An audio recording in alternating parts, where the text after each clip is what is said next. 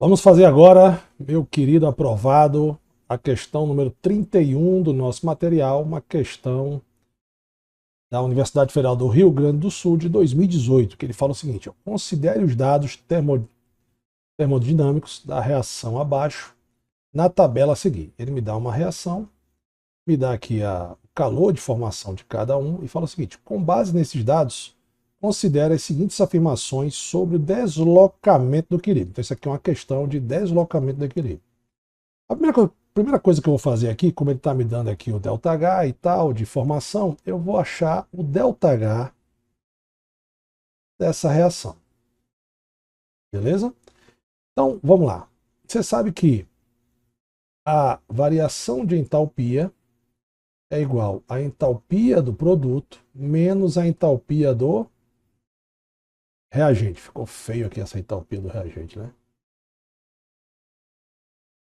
Menos a entalpia do reagente. Então, o ΔH vai ser igual. Observe que eu tenho aqui o calor de formação de cada substância. O que é que eu vou fazer? Eu vou substituir as substâncias por esses valores. Porque é o seguinte, ó, entalpia do produto. Quem é que está no produto? CO2 e NO2. Então seria a entalpia do CO2 mais a entalpia do NO. Então é assim que a gente já calcula o valor do ΔH quando ele dá o calor de formação, tá? Menos a entalpia de quem está no reagente. Quem é a entalpia que está no reagente? No reagente eu tenho o CO, então vai ser a entalpia do CO mais a entalpia do NO2, beleza? Então, tudo certo. Então, o ΔH vai ser igual. O que é que eu faço agora? Vou substituir. Deixa eu ver se eu estou na frente aqui. E senão, eu vou ficar na frente. Então, vou aqui e volto já, tá bom? Então, vamos lá. O que é que eu faço agora? Eu vou pegar agora, substituir o CO e o NO2. Então tá aqui, ó. Quanto é o CO2? A entalpia dele é menos 393,5, Sandro. Mais o do NO. Quanto é o do NO? 90,3. Menos, dentro de parênteses, né? Menos. Quanto é a do CO? A do CO é menos, Sandrão, 110,5 mais a do NO2, que é 33,2. Bacana? Quando você fizer essas contas, você vai achar o ΔH igual a menos 225,9, certo? Bom, o que é que eu digo com isso então? Eu vou aqui, ó, o que é que eu posso dizer? Essa reação aqui é exotérmica ou endotérmica? Essa reação aqui, Sandrão, é uma reação exotérmica. 225,9, ela é uma reação exotérmica. Ah, então isso me diz muito. Por que eu calculei? Para saber qual é o sentido que é exotérmico e qual é o sentido que é endotérmico. Então, o sentido direto sempre obedece o ΔH. Então, se o ΔH é exotérmico, o sentido direto é exotérmico, o sentido inverso é endotérmico. Bacana? Tudo certo? Esse, mas por que você calculou isso aí? Porque eu sei que eu vou precisar. Quer ver só? Vamos aqui para as opções da questão. Aí ele fala aqui o seguinte, ó. Eu já sei que a reação é essa aqui, ó. É CO2 mais NO em equilíbrio está formando CO mais NO2. Não é isso? É o sentido contrário. Vamos ver aqui agora. Deixa eu ver aqui. É CO, NO2, CO2, NO. Pronto. Então, é CO, NO2. Eu esqueci, ó. CO, NO2. Então, vamos para cá. Então, vou trocar aqui, ó. Essa aqui é o seguinte. É CO, CO, NO2, CO2, NO. Esse ΔH aqui é um ΔH menor que zero. Então quer dizer que o sentido direto é exotérmico e o sentido inverso é endotérmico. E isso influencia no deslocamento do equilíbrio. É isso aí, meu querido fera. Olha só. Meu querido aprovado. Vamos lá. Vamos ver o que ele quer aqui agora. O aumento da temperatura desloca o equilíbrio no sentido dos produtos. Então a gente vai lembrar o seguinte. Setinha aqui, ó. Temperatura, tá? Temperatura. Faz uma setinha pelo menos mais bonitinha. Eita, fez de curvinha, Sandrão. Vamos lá. Só lembrando aqui um pouco sobre deslocamento do equilíbrio. O aumento da temperatura favorece o sentido endotérmico e a diminuição da temperatura favorece o sentido exotérmico. Então, se eu aumentar a temperatura aqui, eu vou deslocar esse equilíbrio para a esquerda, que é o sentido endotérmico. E desloca no sentido dos produtos? Não, falso. Então, o primeiro é falso. Ele quer as corretas. Se o primeiro está falso, a letra A está fora, a letra C está fora, a letra E também está fora. Aí ele fala o seguinte aqui, ó. O aumento da pressão desloca o equilíbrio no sentido dos produtos. Então, outra setinha aqui agora para a pressão. Vamos lembrar o seguinte, ó. Presta atenção. Pressão, tá? Então, vou colocar aqui a pressão, pressão, pressão. O aumento da pressão, meu fera, desloca o sentido no menor volume. E a diminuição da pressão desloca no sentido de maior volume. Então você vai somar o número de mols dos caras gasosos. Todos esses caras aqui são gasosos. Beleza? Então você vai fazer o seguinte. O CO é um mol. Aqui também é um mol. Então aqui somando eu tenho 2 volumes. Ou seja, não importa a unidade. Eu tenho um mol aqui de CO2 e um mol de NO. Então aqui vai dar 2 volumes, ou seja, deu empate. Então aqui o aumento da pressão, nesse caso, para essa reação, não desloca o equilíbrio no sentido de ninguém. Ah, Sandra, como é que eu faria então para deslocar o equilíbrio se usando a pressão? Aí você teria que fazer a pressão parcial. Então, por exemplo, se eu pegar a pressão parcial do CO ou a pressão parcial de qualquer um deles, vou botar aqui do NO, por exemplo. Se eu aumentar a pressão parcial do CO, eu desloco o equilíbrio no sentido contrário, para a direita. E se eu diminuir a pressão do NO, por exemplo, eu desloco para a, ou melhor, para o mesmo sentido, também para a direita, porque está no produto. De quem você lembrou? De concentração. Aonde eu aumentar, eu desloco no sentido ao contrário. Aonde eu diminuir, eu desloco no mesmo sentido. Ou seja, em termos de concentração, se eu aumentar a concentração do reagente, eu desloco o equilíbrio do produto. Se eu aumentar no produto, eu desloco para o reagente. Se eu diminuir no reagente, eu desloco para o mesmo sentido, para o reagente. Se eu diminuir no produto, eu desloco para o produto. Então, quando você varia apenas a pressão parcial, o raciocínio é o mesmo do de concentração. Bacana?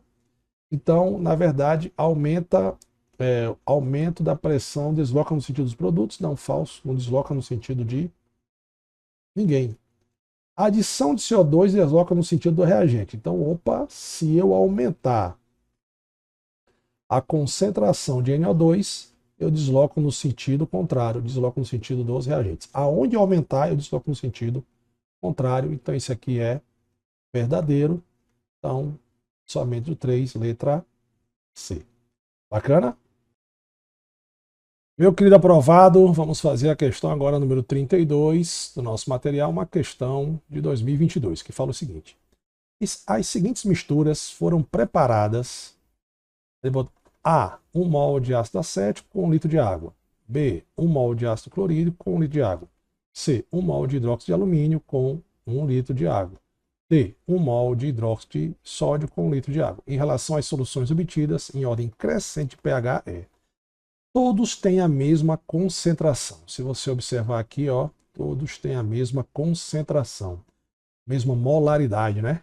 Ou seja, todos têm 1 mol por litro. Beleza? Em relação ao pH, você sabe que o pH é uma escala, né? Quanto menor o pH, então quando você tem aqui, ó, maior é a acidez. Então, acidez em relação ao pH. À medida em que a acidez aumenta, o pH diminui. Então vamos lá. Ácido acético e ácido clorídrico. O ácido acético é um ácido orgânico. Ele é um ácido fraco. Mas o nosso querido ácido clorídrico, o HCl, ele é um ácido forte. Beleza? Já que os dois são bases, eles têm um elevado pH. Bacana? Por causa da palavra hidróxido. Como é que você sabe? Senão, hidróxido de alumínio, hidróxido de sódio. Então, hidróxido de sódio é o NaOH. O hidróxido de alumínio é o AlOH3. Vamos chegar daqui a pouco nele. Olha só, ele quer em ordem crescente, do menor pH, ou seja, os caras que têm menor pH são os caras mais ácidos. Quem é mais ácido dos dois? Ah, Sandra, o mais ácido dos dois vai ser o HCl. Então, eu posso dizer o seguinte, que a ordem é HCl, ele é mais ácido, então ele tem um pH menor que o ácido acético. Quem é o ácido acético? É o ácido etanóico, então CH3COH. É menor do que as bases, logicamente, porque as bases têm pH elevado. Só que eu vou ver o mais forte e o mais fraco. E eu acho que eu já falei aqui nessa nossa revisão que quando a base tem um elemento químico da família 1A ou 2A, ele é uma base forte. Já o alumínio, ele é um metal da família 3A. Então, quem é mais forte, NaOH ou LOH3? O NaOH. Opa, então NaOH, ele tem um maior pH, porque ele é mais básico. Então, depois viria aqui o hidróxido de alumínio e depois o NaOH.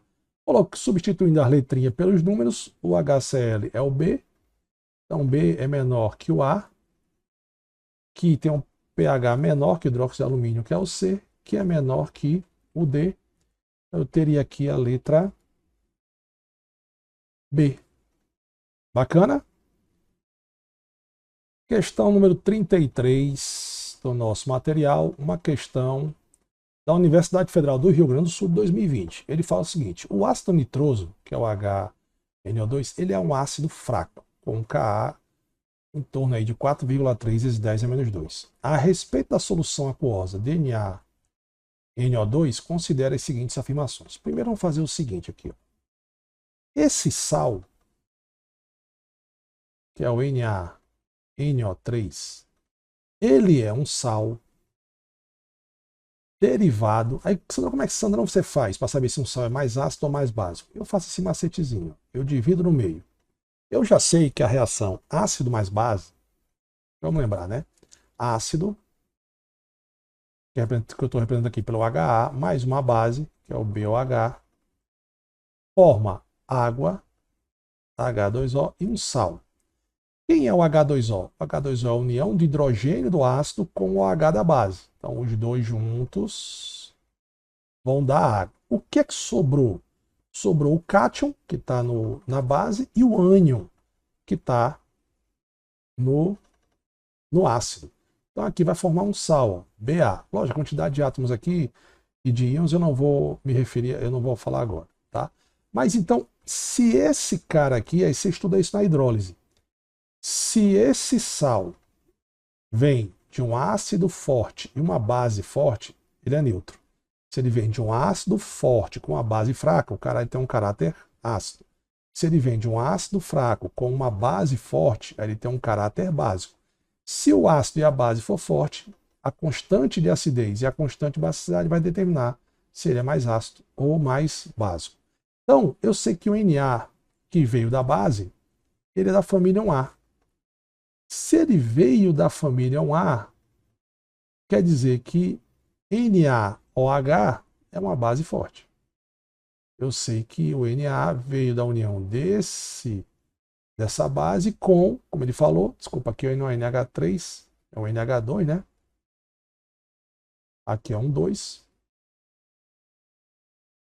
Olha que ele botou o ácido aqui, né?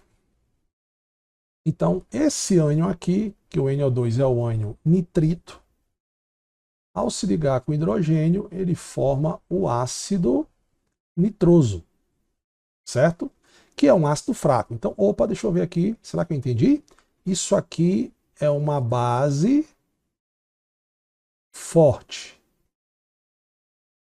Esse cara, ele falou no enunciado que é um ácido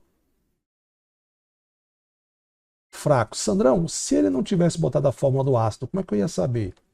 Simples. O sódio tem quinox. Todos os caras da família 1A têm carga mais 1. Então aqui o sódio é mais 1.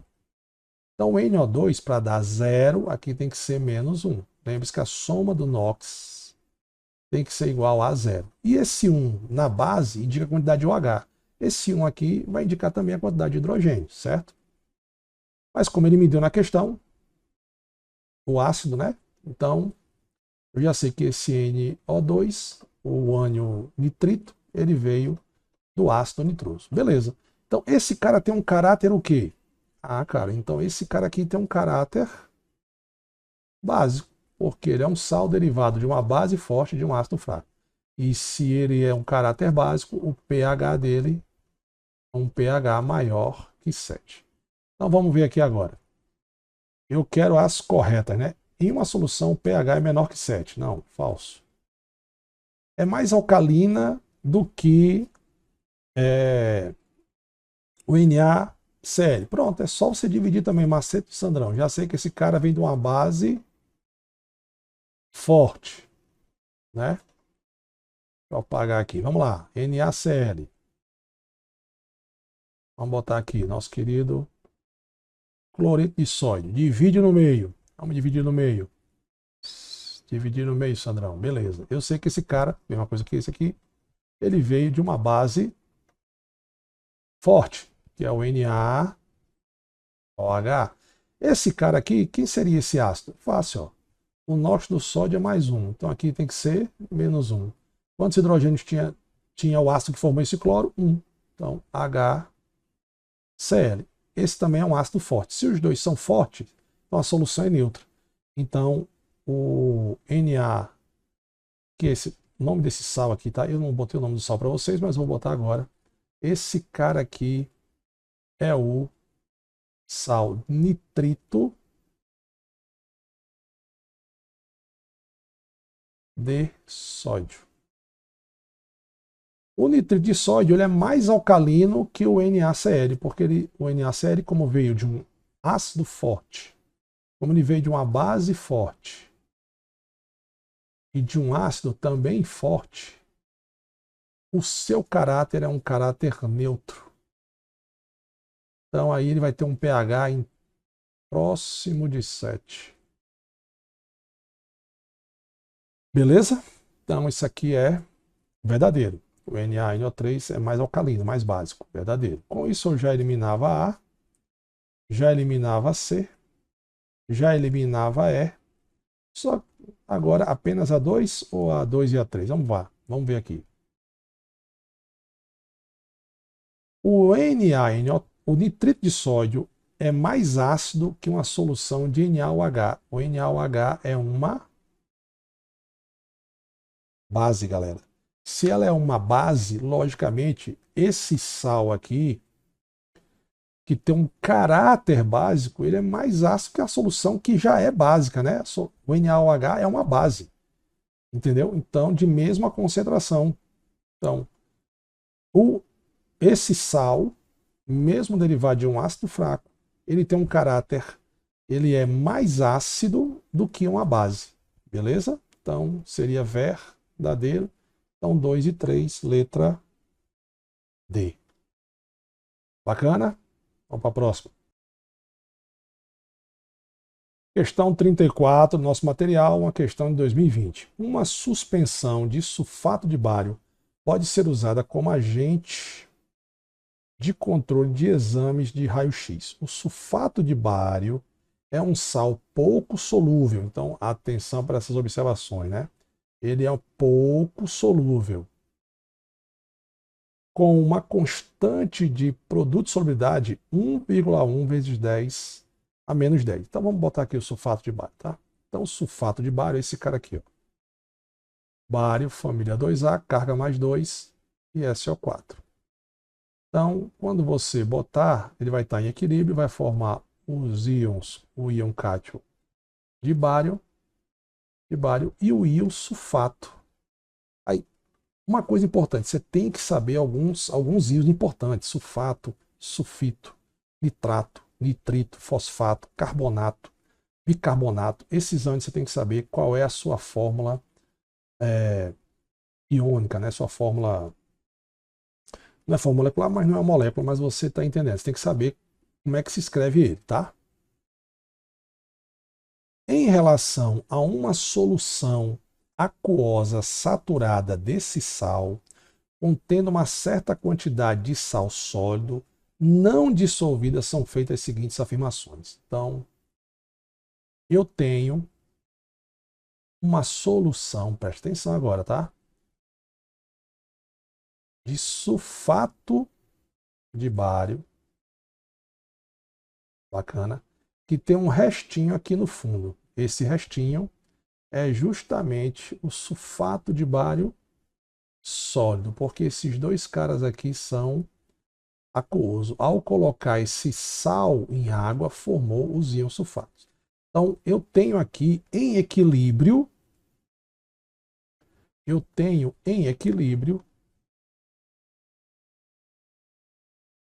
o sulfato de bário sólido em equilíbrio com seus íons, que é o íon bário mais 2 e o íon sulfato que estão na solução. Beleza? E aí ele faz as seguintes perguntas. Vamos lá. Primeira pergunta. E ele disse o seguinte, rapidão aqui, ele falou que o KPS dessa reação é 1 vezes 10, 1,1 vezes 10 a menos 10. É muito baixo, né? É muito baixo. Bom, então ele fala aqui, a adição do nitrato de bário diminui a quantidade de sólido não dissolvido, ou seja, esse cara aqui. Se eu colocar nitrato de bário, observe que eu tenho o íon comum, mas eu vou desenhar aqui. O que é o nitrato de bário? É o bário, o nitrato, por isso que eu falei que é importante saber alguns íons. Ó. É o NO3, é o NO3. O seu NOx é menos 1, então tem que botar um 2 aqui, ó, para fazer o balanceamento, né? Como assim fazer o balanceamento, Sandrão? O bário é família 2A, não muda o seu NOx. 2 vezes 1, 2. Então o NOx aqui é mais 2. O nitrato, eu sei que o NOx é menos 1, tanto nitrato quanto nitrito. Menos 1 vezes 2, menos 2, a soma está zero. A soma dá zero do NOx em cima, então quer dizer que a fórmula molecular que eu escrevi está certa. Observe que eu tenho aqui o quê? Quando eu botar esse cara em água, vai quebrar a ligação do retículo cristalino, né, do sal, e eu vou ter um íon cátion, Ba, bário mais 2, e eu vou ter duas vezes o íon nitrato. O NOx é menos 1. Observe que ao colocar esse cara aqui, presta atenção, se eu colocar esse cara aqui dentro, o que é que vai acontecer? Vai acontecer que eu estou aumentando a concentração dos íons bários. Por quê? Porque eu tenho aqui o efeito do íon comum. Eu estou botando um cara que tem o mesmo íon que já tem na solução. Está aumentando essa concentração, eu vou deslocar para cá. Eu vou formar cada vez mais esse cara no estado sólido. E ele falou que ao colocar, diminui a quantidade do sólido dissolvido. Não, vai aumentar, porque eu estou deslocando justamente no sentido dele. Então, isso aqui é falso. Segundo, a adição de sulfato de sódio aumenta a quantidade do sódio dissolvido. Opa, sulfato de sódio. Aí você tem o mesmo raciocínio. Vou pegar aqui o sulfato de sódio. Então, sódio 2SO4. Sandrão, por que o 2? Pelo mesmo motivo. O NOx do sódio é mais 1, porque da família é um A. E aí, quando eu botar esse cara em água, eu vou produzir um íon sódio e um íon sulfato. Observe que aqui, eu vou até mudar de cor aqui para fazer de outra corzinha para você. Esse cara aqui é o íon comum que eu já tenho na solução. Então, quando eu colocar esse cidadão aqui dentro, o que é que vai acontecer? Eu estarei aumentando a concentração do sulfato, deslocando o equilíbrio no sentido contrário, ou seja, eu vou estar deslocando o sentido para formar cada vez mais sulfato de bário sólido. Então ele falou aqui, a adição de sulfato de sódio aumenta a quantidade de sólido não dissolvido, que é esse restinho aqui no fundo. Verdadeiro. E o último que ele falou aqui foi o seguinte, ó, uma reação reversível, essa que tem dois sentidos, né? No qual a dissolução do sal é exatamente contrabalanceada pela sua precipitação, é estabelecida nessa situação. Correto. Uma reação reversível é aquela que ocorre nos dois sentidos, no sentido direto e no sentido inverso. Sentido direto, sentido inverso. Bacana? E você observe que eu tenho, como ele não é um sal pouco solúvel, eu tenho aqui, ao mesmo tempo, os íons formando a molécula, o composto cristalino, né, de sulfato de bário, ao mesmo tempo que o sulfato de bário está formando os seus íons. Então, o equilíbrio químico é isso. Eu tenho ao mesmo tempo reagente e produto, ele é dinâmico, né, ele não para. Então, numa reação reversível, o sal dissolvido, que nesse caso é o bário, é exatamente contrabalanceado pelo seu precipitado. É a parte que está dissolvida, essa parte aqui, esses íons, ela é contrabalanceada com o que está aqui, os dois estão. E essa dissolução ela está em equilíbrio, então isso aqui é verdadeiro. Então, indo aqui para outra página, verdadeiros são o. Aqui tem 3 e 4, acho que não era para ser 3 e 4, era para ser 1 e 2, eu peço desculpa. Então aqui, ó, galera, aqui é 1, aqui é. Espera aí, deixa eu colocar aqui para vocês. Aqui é o 1, aqui é o 2 e aqui é o 3. Tá bom? Então, 2 e 3 são verdadeiros. Vamos ver lá. 2 e 3 são verdadeiros. Quais são as corretas? 2 e 3, letra D. Questão 33, 35, nosso material foi uma questão de 2017, que fala o seguinte. A tabela abaixo relaciona algumas semi-reações e seus respectivos potenciais. Padrão de redução em solução aquosa. Então ele me dá aqui, ó, um monte de semi-reações. Atenção que todos os potenciais são potenciais de redução. Tá vendo aqui? Então quer dizer o seguinte, ó. Se todos os potenciais de redução, então quer dizer que nesse sentido eu tenho umas semi-reações de redução. Ok? Beleza. E aí ele vai fazer a pergunta aqui. Considere as afirmações abaixo sobre os dados. O lítio metálico é um forte agente redutor. Então vamos lá. Primeiro, todos os potenciais são de redução. Se todos os potenciais são de redução, qual é o maior e qual é o menor? Esse cara aqui, ó, o flúor é o que tem maior potencial de redução. Tem o maior potencial de redução. E o lítio, menos 3,4, ele tem o menor potencial de redução. O potencial de redução e o potencial de oxidação é o mesmo número, só que com sinais contrários, igual exotérmica e endotérmica. Então agora eu tenho o seguinte, ó. Se o lítio, se essa semi-reação nesse sentido, ele tem o maior potencial de redução, ele tem o menor potencial de redução, ele tem o maior potencial de oxidação. E a sua reação de oxidação seria só inverter, seria lítio produzindo lítio mais um elétron. Beleza? Observe que nesse sentido, do jeito que eu fiz aqui, ó, qual é o NOx do lítio aqui? 0. Olha o NOx do lítio aqui, mais 1. Toda substância simples sem carga, o NOx é 0. Então, de 0, olha só, meu fera, de 0 para mais 1, ele está sofrendo o quê? De amor? Não. Ele está sofrendo uma oxidação. Se ele está sofrendo oxidação, é porque o nosso querido lítio, ele será o agente. Se ele sofre oxidação, é só inverter, né? Agente redutor. O agente redutor e o agente oxidante sempre estão no reagente, nunca estão no produto. A mesma coisa aqui, ó. O flúor, né, como ele já está nesse sentido, né, como ele tem o maior potencial de redução, o flúor aqui, ó, o F2, ele é o melhor agente oxidante, porque lembre-se, agente oxidante e agente redutor sempre estão no reagente. Então, o lítio metálico, ele é um forte agente redutor, sim, porque ele tem o maior potencial de oxidação. E aí você tem que lembrar o seguinte, tá? Lembra assim, ó. Quem sofre oxidação, isso no reagente, né? Quem sofre oxidação, quem sofre redução. Foca no Sandrão que é sucesso.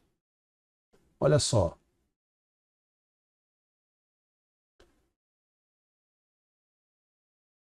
Quem sofre oxidação vai ser o agente redutor da reação. Quem sofre redução vai ser o agente oxidante da reação. Ok? Beleza? Só para a gente lembrar. Então, o primeiro ele é verdadeiro. Vou até baixar um pouquinho aqui. Ok? Se você olhar, se o primeiro é verdadeiro, eu já eliminava a B e a C. Agora vamos para o próximo. No segundo, ele fala o seguinte, que o cátion prata pode oxidar o cobre metálico. Então agora a gente vai focar na semi-reação da prata. Tá aqui, ó. Semi-reação da prata com a semi-reação do cobre. Beleza. Entre os dois, vou até fazer de verdinho aqui, ó. A prata, ela tem um potencial de redução maior. Então, macete do Sandrão. Você tem duas semi-reações. Presta atenção que o Sandrão vai falar para você. Você tem duas semi-reações. E você quer fazer a reação global, que é o que eu vou fazer agora. Eu inverto sempre a menor, que tem menor potencial. Diz que seja igual, né? Aqui é redução. Então, quem tem menor é o cobre. Então, eu vou fazer o seguinte. Eu vou inverter a reação de cobre e vou manter no mesmo sentido a de prata. Então, tem aqui, ó, prata mais um elétron, produzindo prata de carga zero, né? Aqui não aparece, mas a carga é zero. Porque aqui, sólido metal, sua carga é zero. Tudo certo? Beleza. E vou inverter o que tem menor potencial. Então, vou inverter aqui o cobre. Então, vai ficar cobre e carga zero também, né? Vou botar as duas setinhas aqui. Cobre mais 2 elétrons. E agora eu vou fazer a reação global. Só que para isso, eu não posso cortar esse um elétron com esses dois elétrons. Então, eu vou multiplicar tudinho aqui por 2. E ao multiplicar por 2, aqui vai ficar 2, aqui vai ficar 2 e aqui vai ficar 2. Então, beleza. Agora eu posso cortar. Eu posso cortar esses dois elétrons com esses dois elétrons. O que é que sobrou? Sobrou o seguinte, Sandrão. No reagente, eu tenho o íon prata, dois íons prata, reagindo com cobre, produzindo prata metálica, ele reagiu com cobre metálico, e produziu o íon cobre. Beleza. E aí eu estou vendo na reação, que eu não estou doido, que o íon prata, né, está oxidando o cobre metálico. E a prova que está sofrendo oxidação é simples. Vamos aqui, ó. Qual é a carga da prata aqui? Mais 1. Qual é a carga do cobre aqui? 0. Tá aqui, ó. Qual é a carga da prata aqui? 0. Qual é a carga do cobre aqui? Mais 2. Aí você vai fazer aqui, ó. O que acontece de mais 1 para 0 do reagente produto? E o que acontece de 0 para mais 2? E aí você vai ver aqui, ó, que de prata de 0, de mais 1 para 0, ela diminui matematicamente. Então ela sofre uma redução. Já a prata, ela aumenta. Então ela sofre uma oxidação. Certo? Então aqui, por exemplo, nesse caso aqui, a gente falou de agente oxidante e agente redutor, só a título de vocês saber o que o Sandrão está falando, a prata que sofreu redução seria o agente oxidante dessa reação. E o cobre seria o agente redutor. Prata agente oxidante e cobre agente redutor. Mas essa não é a pergunta da questão. A pergunta da questão é que a prata, sim, ela pode oxidar, fazendo com que o cobre oxide. Então, isso aqui é verdadeiro, né? O cátion prata faz com que ela... Então, 1 e 2, então já é a letra E. Beleza? Sandra, mas responde a outra. Então, vamos lá. O zinco é o ânodo de uma pilha com os eletrodos de zinco e chumbo. Vamos olhar o zinco e o chumbo. Eu vou olhar só o zinco. Deixa eu pegar uma outra cor aqui agora. Vou pegar aqui o vermelho. Eu vou olhar só o zinco. Vixe, ficou muito, não foi? Vou pegar aqui um azul. O zinco. Poxa, azul. Não, é azul, mas quando ficou aqui no laranja, ficou verde. Mas vamos lá. O zinco. Qual é o potencial de redução do zinco? Menos 0,76. Beleza. Qual o do chumbo? Menos 0,13. Então, olha só, eu estou vendo aqui que o potencial de redução do zinco, ele é maior que o potencial de redução do chumbo. Então, eu já sei de uma coisa. Se eu montar uma pilha, preste atenção, se eu montar uma pilha entre zinco e chumbo, certo? O potencial de redução do zinco, aliás, desculpa, o potencial do zinco é menos 0,76 e o do cara é menos 0, então do zinco é menor. Então, desculpa aí, eu acho que eu vi embaixo, né? Então, o potencial de redução do zinco é menor que o do chumbo. Se o potencial de redução do zinco é menor que o do chumbo, então quer dizer que numa pilha montada entre zinco e chumbo, o zinco vai oxidar e o chumbo vai reduzir, ele tem maior potencial de redução. Então aqui também é verdadeiro, porque você vai lembrar vogal com vogal, consoante com consoante. Quem oxida fica no ânodo da pilha, quem reduz fica no cátodo da pilha. Letra E. Questão número 35, meu querido aprovado, uma questão de 2022, que fala o seguinte: foi colocada uma placa de zinco em uma solução de 1 mol por litro de sulfato de cobre 2, conforme apresentado a figura. Cara, isso aqui é um exemplo clássico. Todo professor de química dá esse exemplo. Eu também dou, né?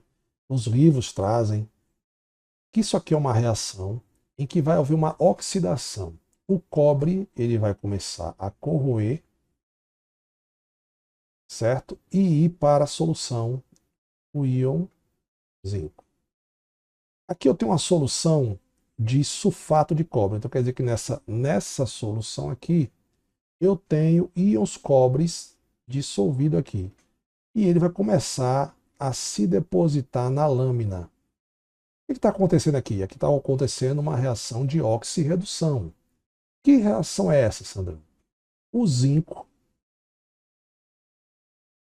metálico de carga zero, ao ser colocado numa solução que tem sulfato de cobre, aquoso, né, porque ele está em água, o zinco ele consegue deslocar o cobre. indo para o lugar do cobre e o cobre se depositando na placa de zinco.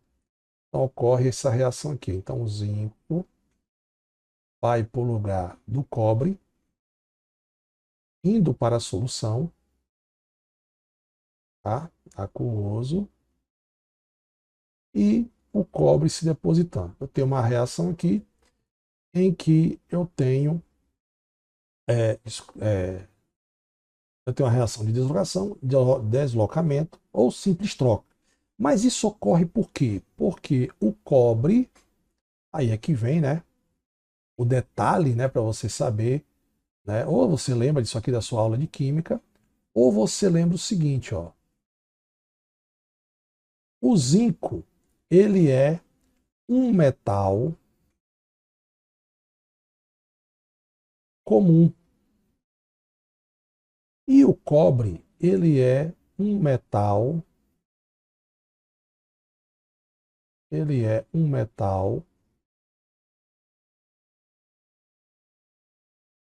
nobre. Cara, isso quer dizer o quê, Sandra? Não entendi. Isso aqui é a fila de reatividade. Metal comum. O que é a fila de reatividade? Na fila de reatividade eu tenho o seguinte: eu tenho o cara da família 1A, 2A, os metais comuns, como zinco, alumínio, níquel, ferro, eu tenho hidrogênio e eu tenho os metais nobres, prata, ouro, cobre, né, platina. E os caras que estão mais à direita, eles são mais reativos, ou seja, eles tendem a sofrer oxidação, certo? Então, olha só, o zinco é aqui, ó, o zinco está aqui, metal comum. O cobre está aqui, ó, metal nobre. Quem é mais fácil oxidar? O zinco. Então, se você pegar uma placa de zinco e colocar numa solução que tem cobre, numa solução que tem prata, numa solução que tem ouro, numa solução que tem hidrogênio, o zinco vai oxidar. Então, ele vai começar a corroer e o seu íon vai para a solução. E a outro íon que está aqui na solução vai começar a se depositar. E é o interessante, a solução é azul. Então, isso quer dizer que essa coloração azul ela vai diminuir. Então, a coloração azul, com o passar de tempo, cada formação do cobre passando a ser metal cobre, essa coloração azul ela vai ficar mais clara, ela vai começar a diminuir, tá? Logicamente, você pode escrever essa semi-reação aqui de maneira mais simples. Então, você pode botar o zinco, carga 0, reagindo com o íon cobre, carga mais 2, aqui ó, carga mais 2. Produzido, eu botei um sinalzinho de equilíbrio aqui, mas não precisa não, botar só um sentido de uma seta só. Produzindo quem? O íon zinco, que foi para a solução,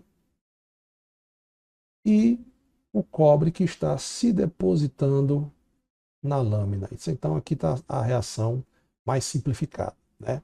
E aí, feita essa exposiçãozinha aqui, essa exposição teórica, a gente pode observar aqui o seguinte.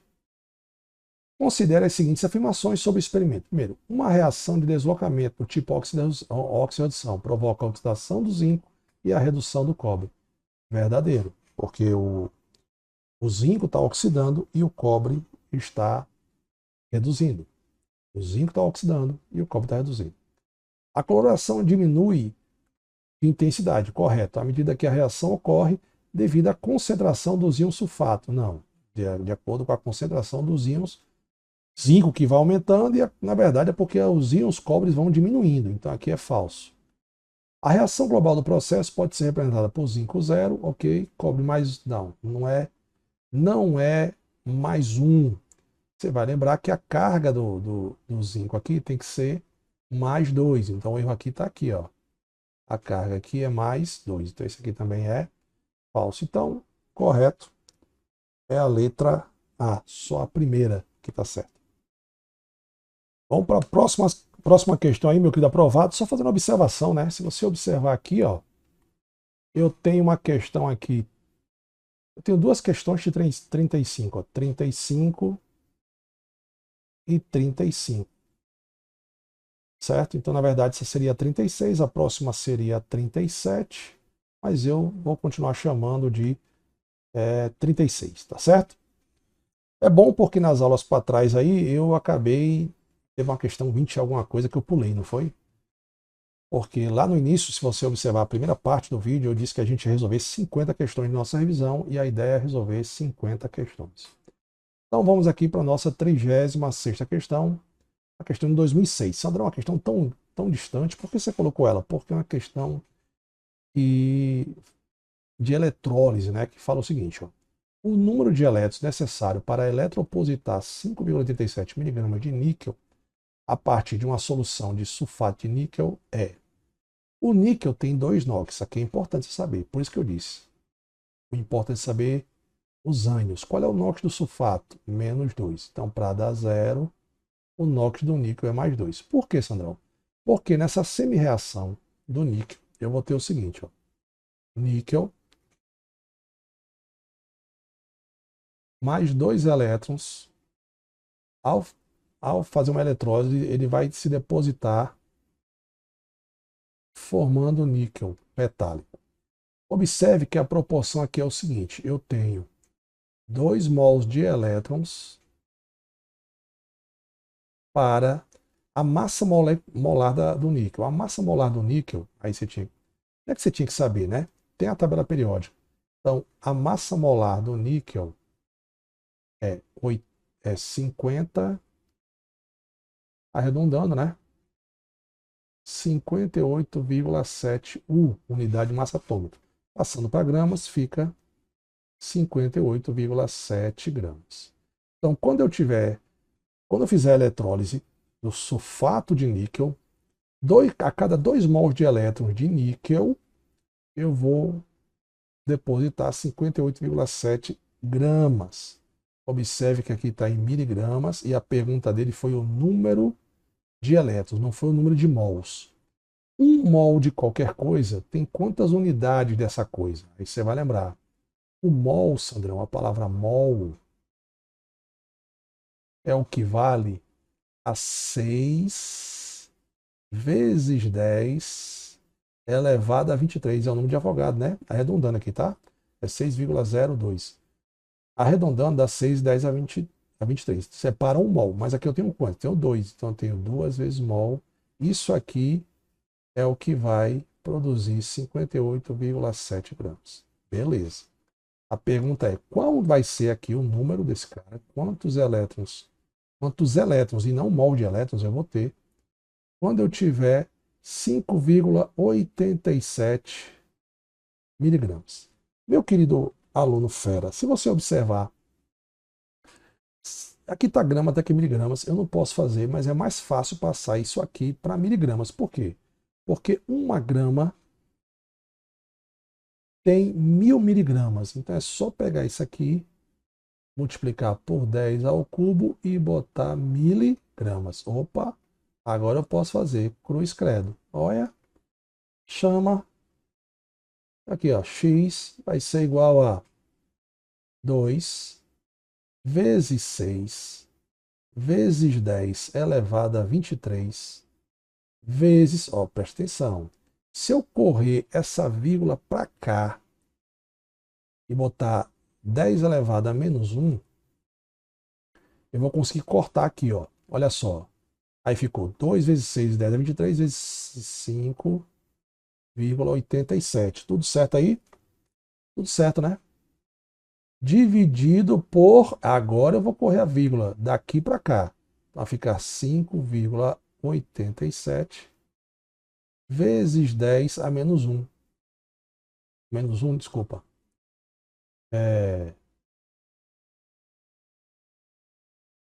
Deixa eu voltar. Elevado a 1, né? Quando você corre a vírgula para a esquerda, você aumenta a potência.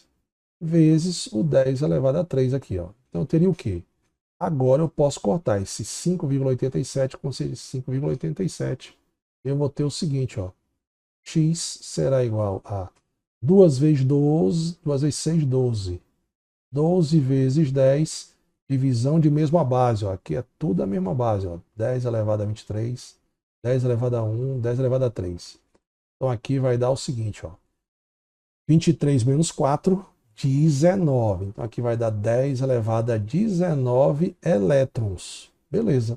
Só que não tem 10 elevado, 12 vezes 10 elevado a 19.